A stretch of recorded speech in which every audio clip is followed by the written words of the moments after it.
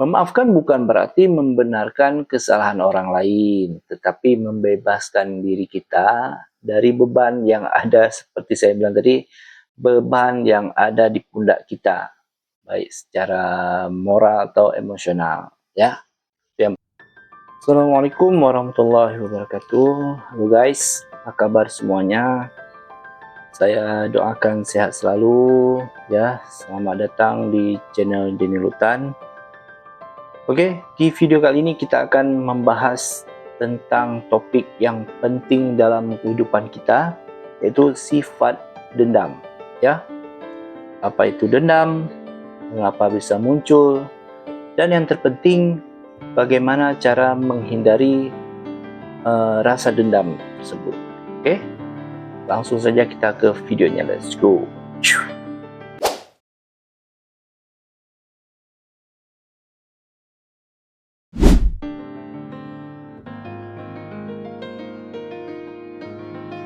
Oke, sifat dendam merupakan perasaan marah atau sakit hati yang terus dipendam, ya, karena merasa diperlakukan tidak adil. Ya, itu dia.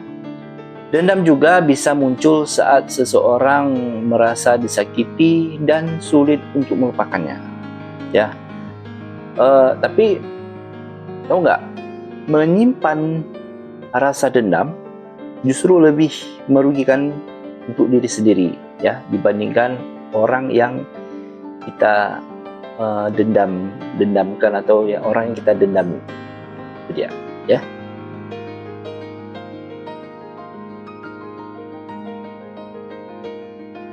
Dendam itu seperti membawa beban berat setiap hari, setiap saat, dan seterusnya, ya. Jadi semakin lama kita memendamnya, maka semakin kita merasa stres, ya, dan kita cemas, lalu sulit untuk bahagia. Itu yang paling bahaya, ya. Selain itu, dendam bisa mengganggu hubungan kita dengan orang lain, ya, dan bahkan berdampak buruk pada kesehatan, ya, seperti tekanan darah tinggi, ya, dan gangguan tidur karena kita digerogot dari dalam, ya. Jadi lebih baik kita belajar untuk melepas rasa dendam tersebut, ya.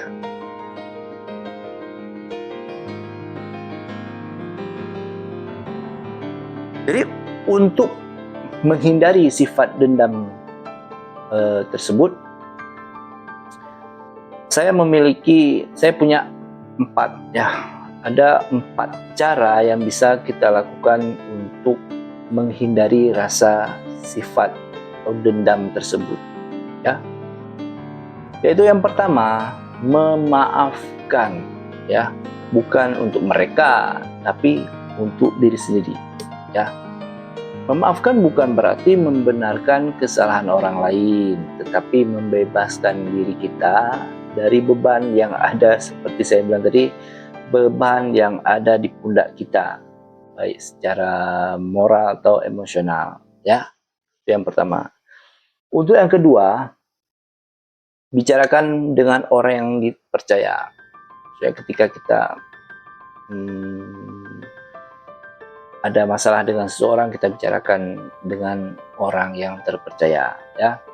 Kadang mengungkapkan perasaan kita kepada sahabat atau keluarga, orang yang terpercaya itu, ya, bisa membantu kita merasa lebih lega, ya. Yang kedua. Yang ketiga, fokus pada hal positif. Daripada menyimpan amarah, menyimpan dendam, ya, lebih baik kita fokus pada yang bisa membuat kita berkembang dan bisa membuat kita lebih bahagia. Nah, itu dia yang ketiga. Dan yang keempat, berlatih empati, ya. Maksudnya begini, cobalah melihat situasi dari sudut pandang orang lain. Jadi kita nggak selalu melihat dalam diri kita. Kadang orang yang menyakiti kita juga memiliki alasan, atau beban tersendiri, sehingga membuat kita merasa ada sifat dendam. Itu dia 4 cara menghindari sifat dendam, ya.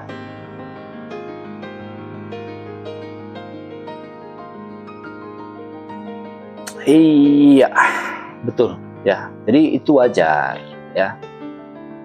Proses melepaskan dendam butuh waktu, ya, nggak instan. Dia nggak langsung selesai, tidak seperti kita membalikkan telapak tangan, ya.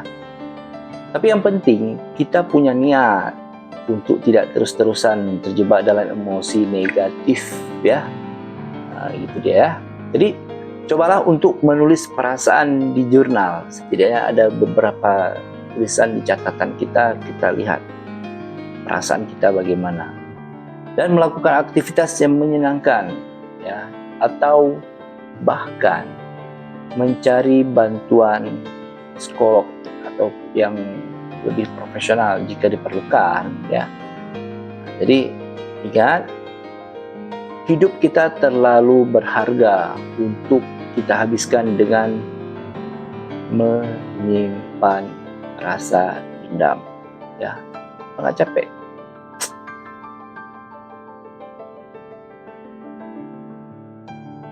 Oke, ya, itu dia beberapa cara, tepatnya ada 4 cara untuk menghindari sifat dendam, ya.